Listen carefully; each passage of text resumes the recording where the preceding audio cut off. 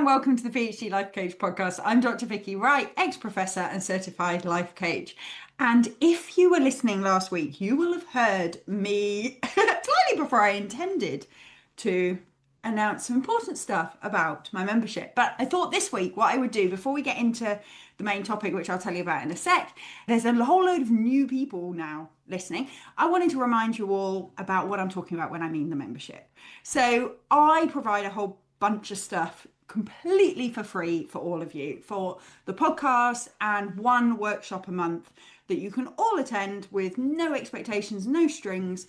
It's there for the PhD and academic community completely free, so that if you can never afford to buy anything from me, you will always get that input and support. But if you want more intensive support and you're in a position to spend a little bit of money on that, then I have my membership program. This is for PhD students.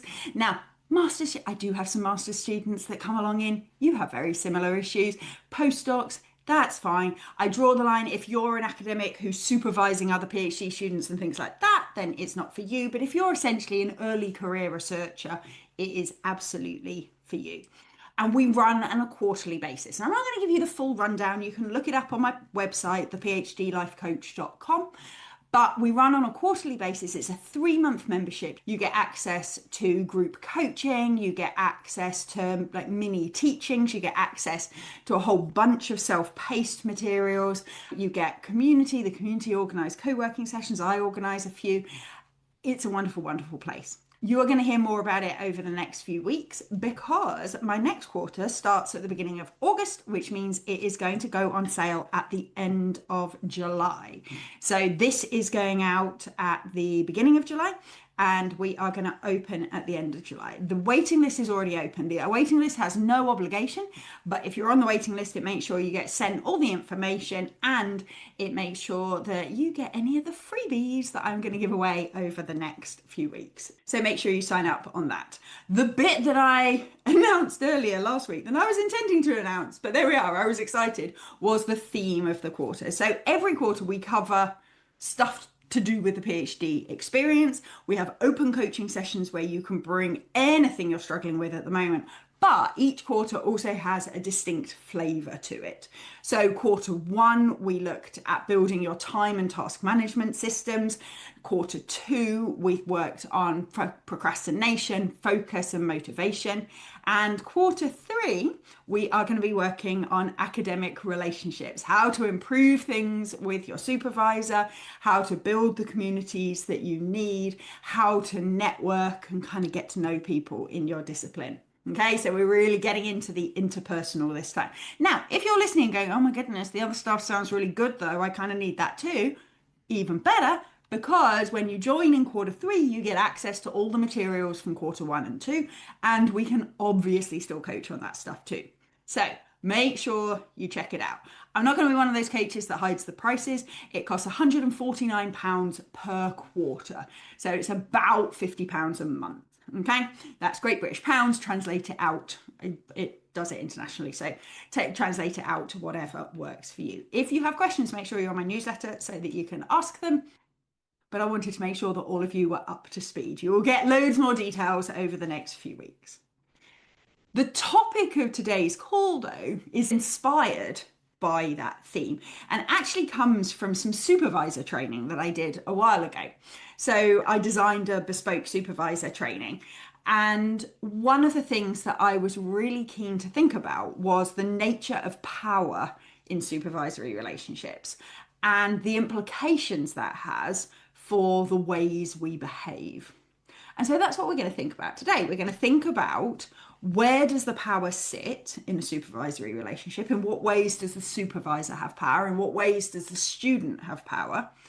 And from there, think about how that affects how we work with each other, what we will say, what we won't say, what we believe about the other person. And we'll help you draw some lessons there to help you improve that relationship. So Let's get into it. I think the PhD supervisor student relationship is one of the weirdest relationships that exists. Now, don't get me wrong, I actually had a really good relationship with my supervisor. I had a really good relationship with my students, although they differed from each other quite dramatically. But it's still a very weird relationship because it's sort of hierarchical, right? Your supervisor is more senior to you. They are supporting you, helping you to learn and develop and build your career and all that good stuff. But on the other hand, they're not your direct boss. They're not intended to tell you exactly what you must do because there's this whole thing of independence and coming up with your own research and all of that. So you've got this weird thing where the supervisor is senior, but you're expected to take autonomy and make the final decisions about the content. But sometimes your PhD might be attached to an existing project, particularly in the sciences and engineering and things, if it's attached to a grant, when a lot of the content will have been fixed.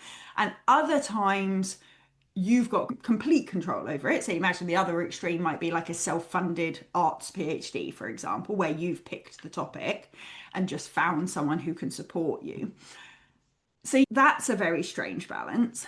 You've then got the balance that because PhD students come from all walks of life and all stages of life, sometimes the two are the same age as each other. Sometimes there's an age difference, a dramatic age difference in both directions, right? You could have a relatively new academic supervising somebody who's come back to do a PhD in their retirement years. You could have a professor who's right towards the end of their career supervising someone that came straight out of their master's, or you can have people supervising each other who are the same age as each other.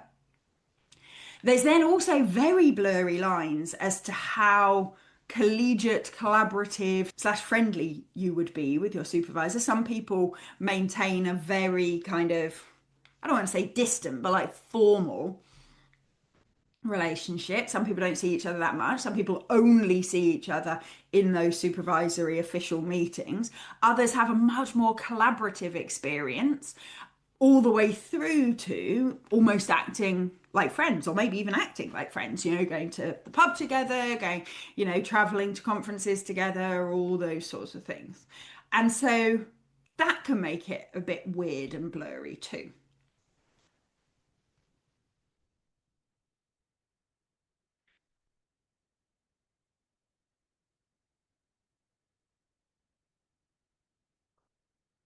Across the podcast for the next few months and within the membership specifically, we're going to dive into all of that a lot more and how these different characteristics can really make a difference in that supervisory relationship and how to manage it. But the bit I want to think about today is power. So we're thinking here in terms of where does one person hold influence over the other? So let's think first about the supervisor. In what ways do supervisors have power over their students? And I know people listening, you will either be PhD students or supervisors. Sometimes you might even be both, supervising undergraduates while also doing your PhD. But put yourself in that position and think, what power does the supervisor have over the students? And the answer is generally quite a lot. The supervisor might have power over the physical resources that the student has access to, whether that's laboratory space or archives or money for travel or any of those sorts of things. You may have access to all of those and be able to control the extent to which the student is able to get to them. You're likely to have access to what I'm calling community resources here. So access to other experts, access to opportunities, whether that's publishing or reviewing or grant applications or any of those sorts of things. You also have some softer power. So students often perceive that their supervisor's opinion on their work is like king, is the most important thing. If their supervisor thinks they've made enough progress, then they've made enough progress. And if their supervisor doesn't think they've made enough progress, then they haven't. And so supervisors have probably more power than they sometimes realize over the extent to which the student thinks they're making good progress, whether they are a good student or not. Similarly, students often get their sense of whether their work is of high quality or not from what their supervisor says about it. Now, in the membership, we work a lot on learning to evaluate your own work and getting your own kind of sense of reassurance from yourself, so you're not so dependent on that external validation. But in reality, a lot of students are dependent on the supervisor reassuring them that what they have done is good enough. The extent to which the supervisor has power over what is done varies massively depending on the discipline, the stage of career of the supervisor, and kind of their own personal perspective. People who have a more kind of functional approach to supervision, where the job is to get the student through a project, may actually take quite a lot of power over saying, no, you should do this study and then this study and then this study. And yeah, the nuances are up to the student and the way it's written up is up to the student, but the actual direction of the project may well be quite dictated by the supervisor.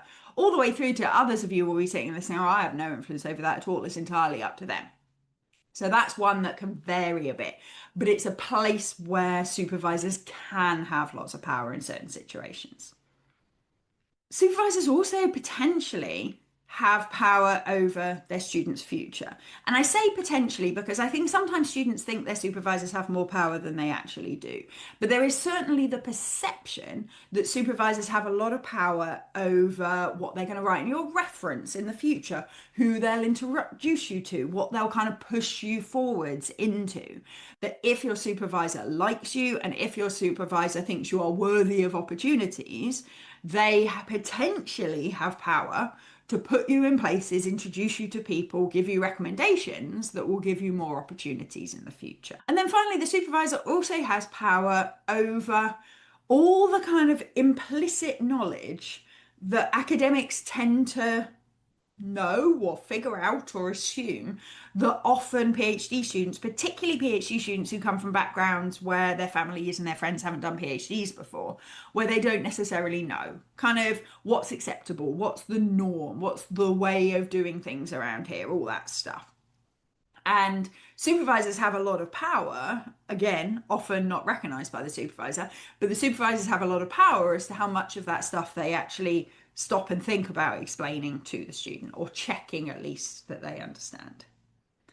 Can you think of anything that I've forgotten? Do let me know. Those are the kind of areas that I can see where supervisors have considerable power over their students.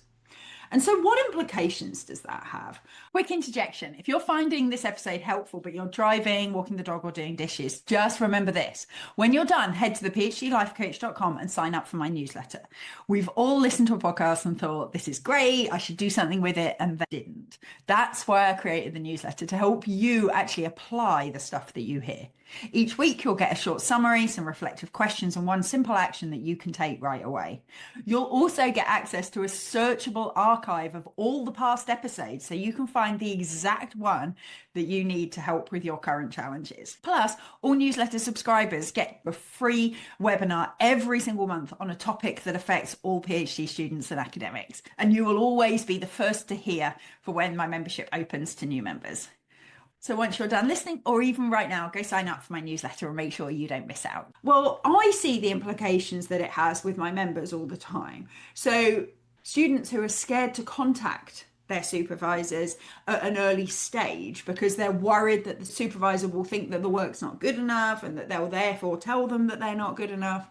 And so they won't contact them with early drafts, for example. They won't risk making mistakes, because if they make a mistake and the supervisor sees that, it may risk the supervisor's perception of them, which may then shut down future opportunities, may then affect the personal sense of quality of the work. That if the supervisor doesn't think I'm good enough, then I definitely can't think I'm good enough.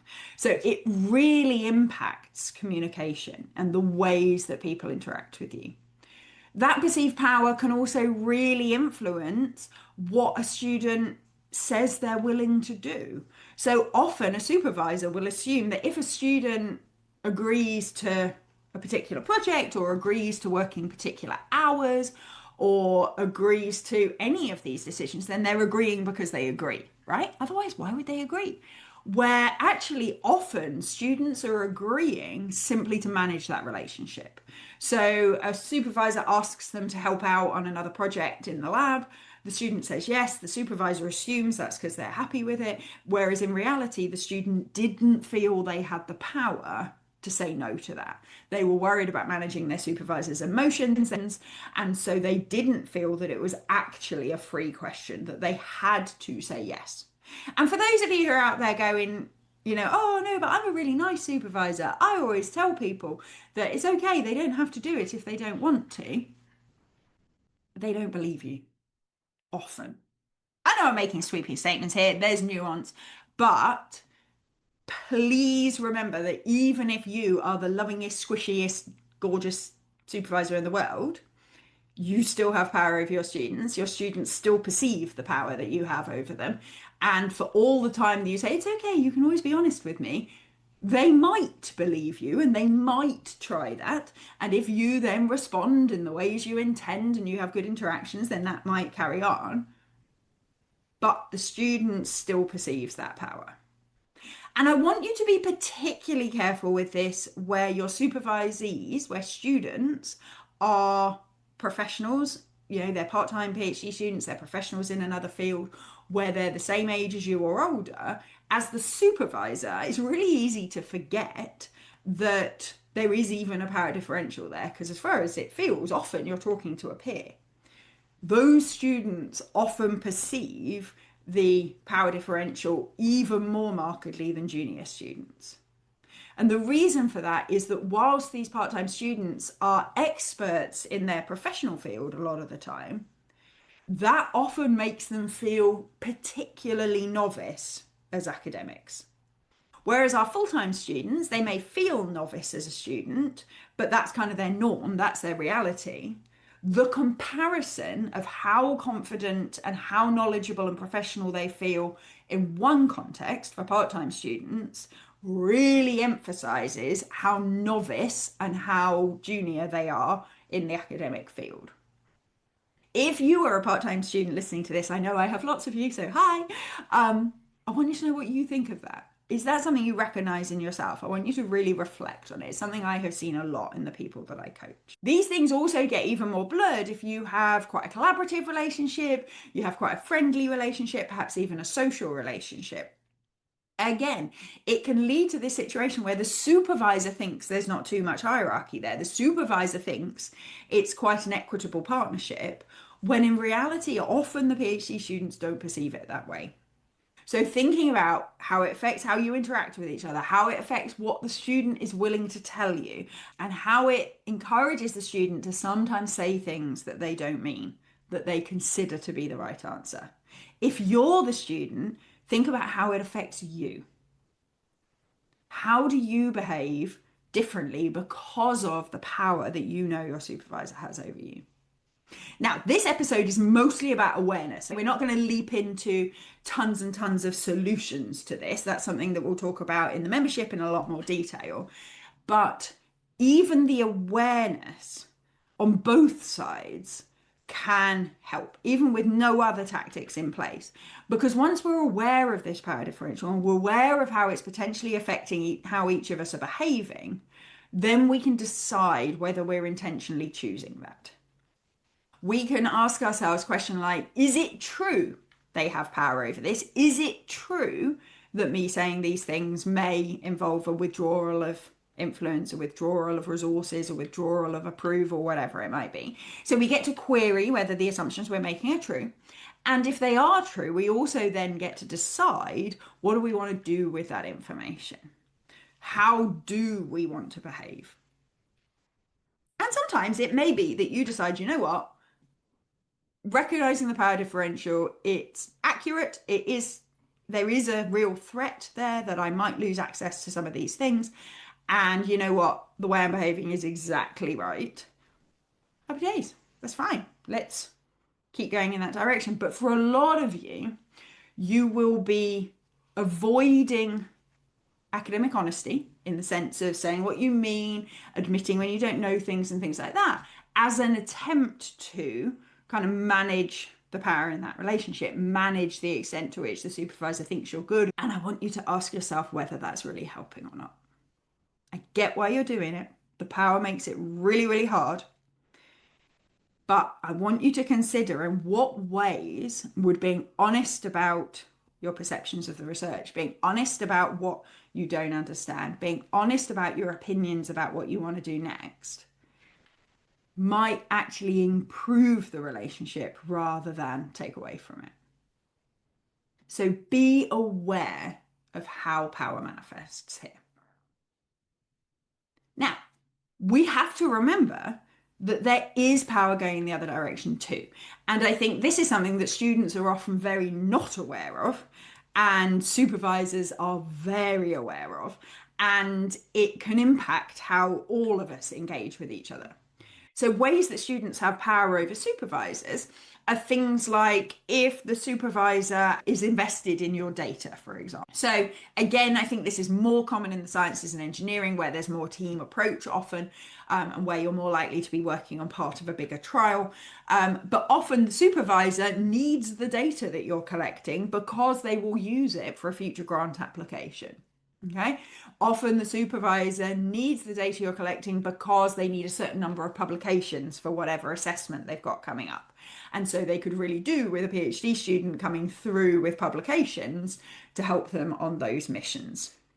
It's not quite the same in arts and humanities, where there's more of a tendency towards single author monographs, single author papers, but it's certainly the case across the more sort of science end of things.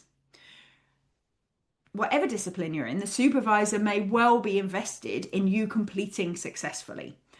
Often things like promotions and so on are contingent on having PhD students finished. Students not finishing can sometimes be seen as going against the supervisor's record. Now that varies a bit, the extent to which that's true, but there can be certainly a perception of that. Sometimes supervisors get really invested in their students continuing in academia. I have known people who are really, really invested in the future careers of their students, and that sounds lovely and supportive until such a point that you realize that if you don't take the path that they think you should take, that they withdraw support. And I've seen that happen in a variety of different settings.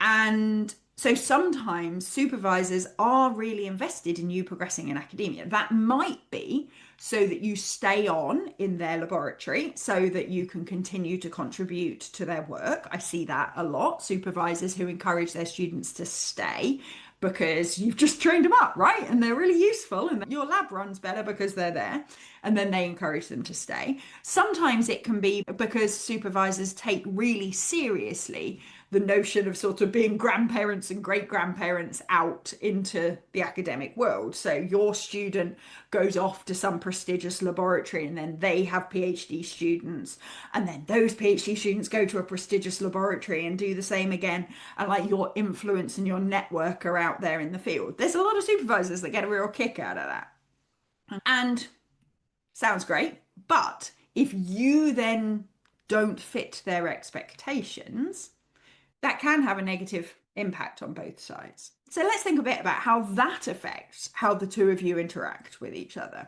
That the student's got this power that the supervisor really needs you to do this work and really needs you to complete often. And at the same time, they can't do it for you. At the same time, they feel like you have to earn your PhD, but there is some pressure on them as a supervisor to ensure that you do. How does that influence the relationship?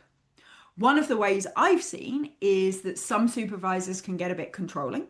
Some supervisors, as they start to lose faith or as they start to feel stressed for their own reasons, they start to take more control. They start to get a bit more dictatorial about exactly what needs to happen and things. And sometimes that can be useful, but sometimes that can make the student feel like they're losing control, right? Sometimes it comes across in a more nuanced way that the supervisor is just a bit stressed about it all, that the supervisor's just getting a bit time urgent, is getting a bit pressuring, those sorts of things. So they're not like making the decisions or anything, but they're sort of really saying, you know, you've got to get on with this, come on, you've got to get on with this. And the trouble is that certainly in my experience, the problem with the vast majority of PhD students is not that they don't register that time's getting short and that they've got a lot to do. It's that they really, really register that time is short and that they've got a lot to do. And that is in many ways paralyzing them because of the emotions they're sort of tying up in that. So one of the ways that the power that students have gets sort of visualized in a relationship is the supervisor getting really stressed about the things they're out of control of, and that negatively affecting the supervisor and their experience, but it also then having this knock-on effect and influencing the students too.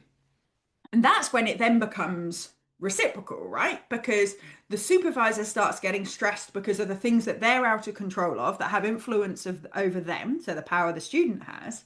But then because the supervisor gets stressed, and the supervisor is the one that's higher in the hierarchy, that has the more power, has the influence over all the things that we've discussed, that stress then gets passed back down to the student, and it can lead to a really high pressure environment where communication is really challenging. And it is all coming from these perceptions of power, these perceptions of who holds which power, and then these sort of misguided, again, I guess, attempts to manage that power. As I say, not loads and loads of solutions for you today, but I want you to think about this in relation to your specific supervisory relationships, whichever side of it you're on. And in the newsletter that you can all sign up to get, there'll be a couple of reflective questions, as usual, that will help you work through where you think power is sitting at the moment in your relationship and what impact that has. Awareness with all the things we talk about is the absolute first step towards understanding, interpretation, and strategic change. So have a think. Let me know. You can always reply to my newsletters and tell me what you've been thinking, ask any questions. As you'll have heard last week, I do answer listener questions on the podcast from time to time, so get those sent on in. Have a ponder. Where's the power in all your relationships and what impact is it having at the moment? Thank you all so much for listening, and I will see you next week. Thank you for listening to the PhD Life Coach podcast. If you like this episode, please tell your friends, your colleagues, and your universities. I'd appreciate it if you took the time to leave a review, give me stars, stickers, and all that general approval as well. If you'd like to find out more about working with me, either for yourself or for people at your university, please check out my website at thephdlifecoach.com. You can also sign up to hear more about my free group coaching sessions for PhD students and academics. See you next time.